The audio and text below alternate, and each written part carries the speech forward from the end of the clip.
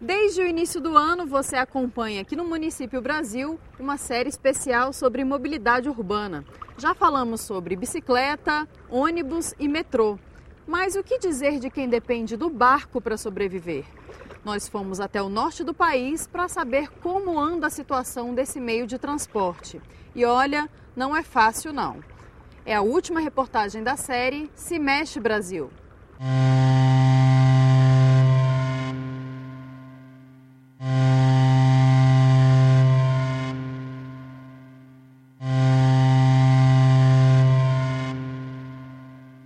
A gente não pode dizer que é um transporte seguro porque a gente viaja pela natureza. A natureza não tem que respeitar a gente tem que respeitar ela. Apelamos para que houvesse empresas com o intuito de vir para explorar o ramo do transporte marítimo aqui, mas não tivemos sucesso ainda, porque não é um mercado sedutor. No Brasil, o transporte fluvial é relegado a um terceiro plano. Na Amazônia, por exemplo, é impossível ter soluções de mobilidade que não passem pelos rios.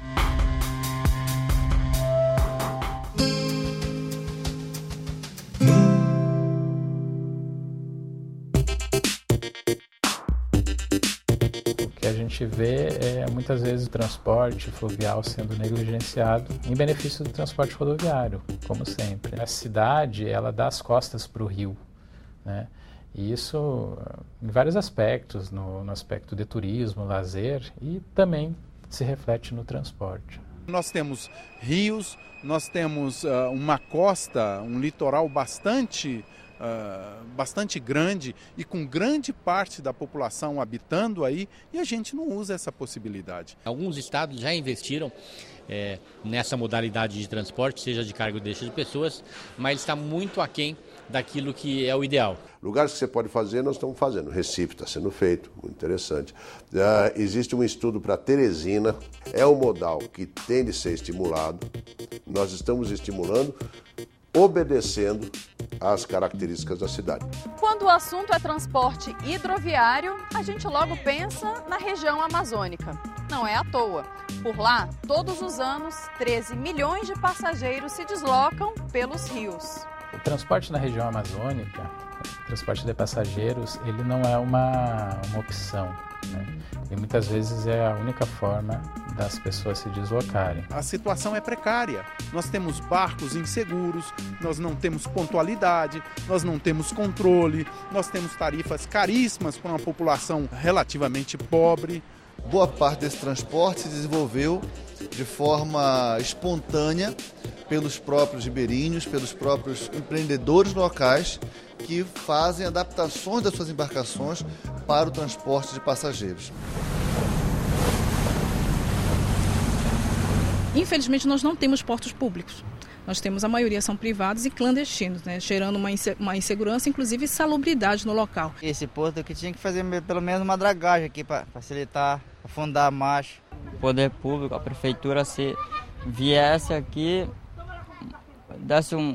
fizesse uma limpeza, qualquer coisa assim para melhorar essa saída e a entrada daqui. A gente, constantemente quando eu saio daqui do Canal do Jediá, eu faço o sinal da cruz para dizer assim, a gente conseguiu sair.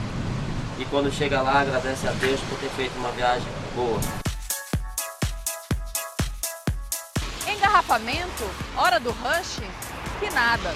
As idas e vindas de quem depende das embarcações são definidas mesmo pela maré. A gente depende muito dela, tanto para ir como para vir. Com a maré baixa, o barco de maior porte não tem como navegar. É uma vida sofrida, porque o cara sai daqui só por maré, né? Macapá é a única capital do país que não é ligada a outras capitais por rodovia. Para chegar e sair daqui, só de avião ou de barco, navegando pelo Rio Amazonas. Dos 16 municípios do nosso estado, apenas um não é um município ribeirinho. Eu sou do Bahia, que sempre, desde quando me entendi, eu depende desse transporte aqui. Há um completo esquecimento das políticas, seja por parte da Agência Nacional de Transportes Aquáticos, seja por parte do Ministério dos Transportes, de incentivar o principal caminho de comunicação na região amazônica. Os senadores da Amazônia, deputados federais, as autoridades da Amazônia conhecem de fato o problema, propõem, mas não tem força política para transformar as suas sugestões em políticas públicas. Precisamos pensar em embarcações seguras, robustas, precisamos pensar nos piers, nos portos de atracação dessas embarcações, que sejam seguros também e que, principalmente nos núcleos populacionais de maior volume de população, que nós tenhamos essa conectividade com outros modais de transporte. A ideia do nosso que estamos desenvolvendo o plano de mobilidade é essa daí. É uma cidade com todos os modais se interrelacionando. Chaves é um dos municípios que dependem desse meio de transporte. Apesar de estar na ilha de Marajó, no Pará, a via de acesso mais próxima é Macapá. São 8 horas de barco. Mas a viagem pode durar 6 vezes mais se o morador quiser ir para a capital do estado, Belém. Aí são 48 horas navegando. Nós não temos linha regular de transporte marítimo para Belém. Nós temos para o estado do Amapá. São os pequenos empreendedores que têm seus barcos e conduzem os passageiros, né, cobram passagem, cobram frete. É preciso realmente ter um projeto, um programa para que se tenha o atendimento da população que utiliza esse tipo de transporte com conforto e com segurança. As melhorias nos deslocamentos via barco, ônibus, metrô e bicicleta podem demorar. É que só os municípios que apresentaram plano de mobilidade vão receber dinheiro da União. Pensando em quem ficou de fora, o Congresso analisa a ampliação do prazo.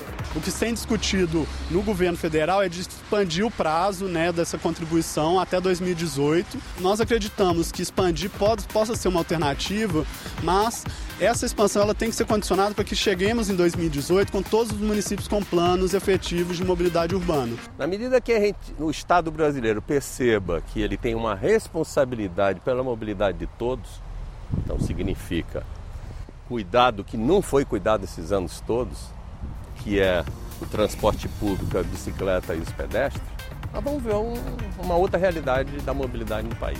Em mobilidade não existe solução universal. Talvez mobilidade seja o aspecto da vida cotidiana em que mais vale aquele raciocínio. Pense globalmente e haja localmente. É preciso que o governo federal assuma para si essa tarefa de liderar as grandes soluções ou a grande solução para a mobilidade no Brasil.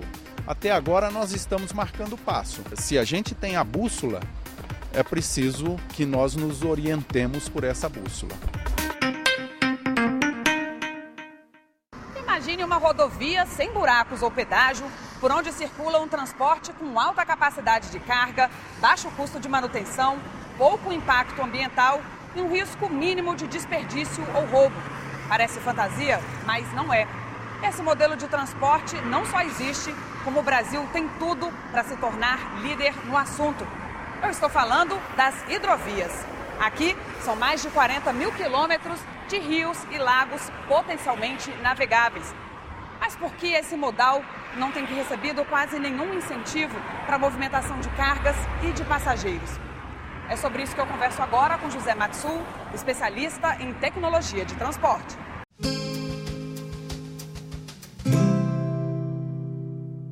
Professor, por que os governos federal, estadual e municipal não têm as hidrovias como prioridade?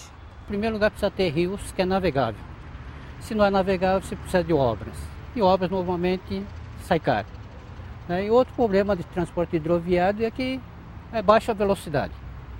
E para transporte de passageiro, principalmente transporte urbano, precisa de uma certa velocidade. Os passageiros têm pressa, têm horário para chegar.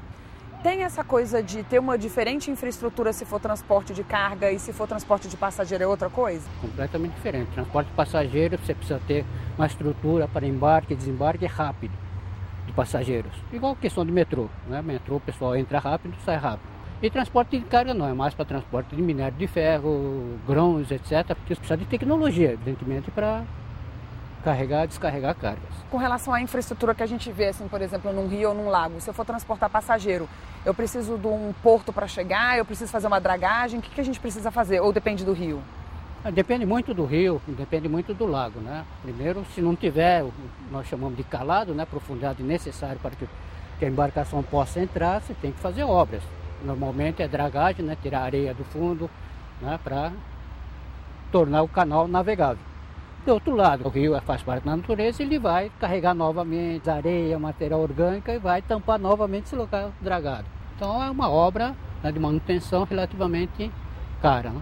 A gente ouve muito falar que o transporte hidroviário é o mais próximo do perfeito, do ideal, porque seria mais barato, seria seguro, não seria necessária tanta manutenção. Isso é verdade ou não? Isso é um mito? Comparado com outros modos de transporte, o transporte hidroviário é bem mais barato, é bem manutenção baixa, mas também não é que não tenha nada, sempre tem problema de manutenção, você tem que fazer manutenção nos portos, fazer manutenção nos trapiches, tem que fazer manutenção no canal, você tem que sinalizar as vias, né, hidroviários também, tudo isso é necessário.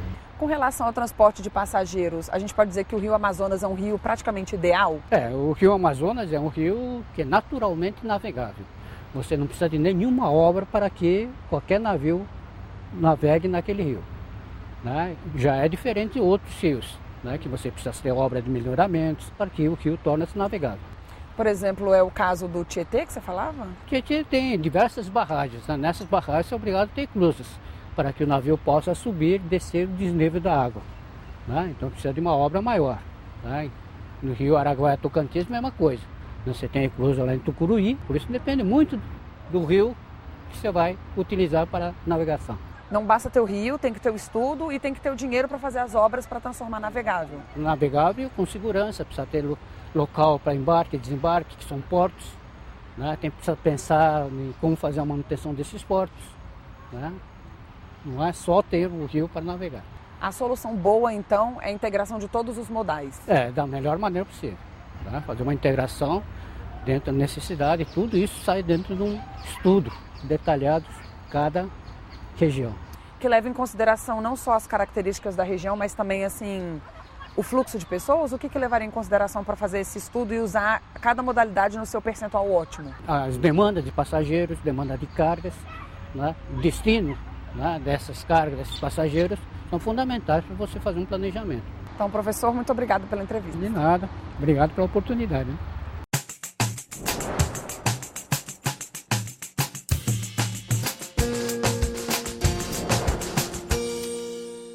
Logística. A minha cidade tem logística porque ela está muito bem localizada. Ela faz divisa com o estado de São Paulo, o maior centro consumidor. Ela é banhada por uma das maiores bacias hidrográficas do Brasil, que é o Rio Paraná. Ela tem a infraestrutura necessária para atrair indústrias e gerar emprego, tem termoelétrica, tem hidrelétrica e tem um povo muito acolhedor, com uma bela qualidade de vida. Isso faz com que Três Lagoas seja uma bela cidade para ser visitada. A vocês que não conhecem, conheçam Três Lagoas, Mato Grosso do Sul, porque vão se encantar com o interior desse país. Eu sou Simone Tebet, nascida em Três Lagoas, no estado de Mato Grosso do Sul. Ajude a galera aqui a fazer o Município Brasil.